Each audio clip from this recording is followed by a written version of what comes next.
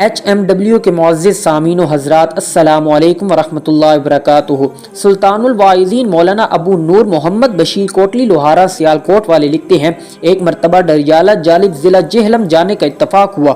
وہاں تقریر کرنے کے بعد سٹیج پر ہی اکثر احباب ملاقات کے لیے جمع ہو گئے اور مختلف مسائل پر گفتگو ہونے لگی۔ اتنے میں ایک دیوبندی ٹیچر بولے اور کہا، مولوی صاحب میرے خیال میں کسی کو برا نہیں کہنا چاہیے۔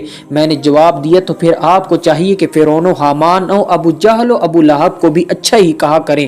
تو بولے، صاحب میرا مطلب تو یہ ہے کہ کسی کلمہ گو کو برا نہیں کہنا چاہیے۔ میں نے جواب دیا، تو پھر آپ مرزائیوں، کڑالویوں اور روافظ کو بھی اچھا کہیے۔ کہنے لگے، اچھا صاحب آپ کی مرضی، آپ برا کہیے، میں تو ہر کلمہ گو کا غلام ہوں۔ میں نے کہا، کیا واقعی آپ ہر کلمہ گو کے غلام ہیں؟ کہنے لگے، الحمدللہ۔ میں نے کہا، تو پھر آپ اپنی بیوی کے بھی غلام ہیں؟ اس پر سب لوگ ہنس پڑے اور میں نے کہا کہ کلمہ گو افراد کو بھی زیر کرنا پڑتا ہے۔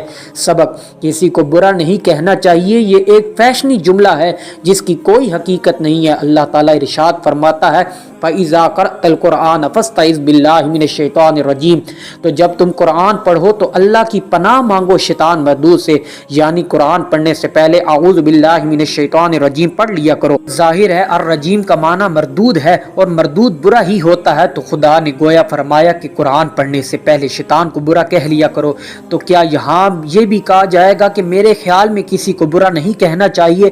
ایسے لوگوں کو کیا اعوذ باللہ پڑھنا بھی چھوڑ دیں گے؟ شیطان نے جب آدم علیہ السلام کو سجدہ نہ کیا تو اللہ تعالیٰ نے اسے فرمایا، قال فاخرج منها فانک رجیم، فرمایا تو جنت سے نکل جا کہ تو راندا گیا، وان علیک لعنتی الی یوم الدین، اور بے شک تجھ پر میری لعنت ہے قیامت تک۔ بالفرض وہاں کوئی ایسا صلح کلی ہوتا تو کہتا، میرے خیال میں کسی کو برا نہیں کہنا چاہیے، اور پھر اللہ سے بھی یوں کہتا، یا اللہ تو شیطان کو برا کہتا ہے تو کہہ لے، میرے لیے تو تم دونوں ہی اچھے ہو۔ تو یقیناً ایسے صلح کلی کو بھی شیطان کے ساتھ ہی نتھی کر کے نکال دیا جاتا اور شیطان پر لعنتوں میں اسے بھی برابر کا حصہ دار بنا دیا جاتا۔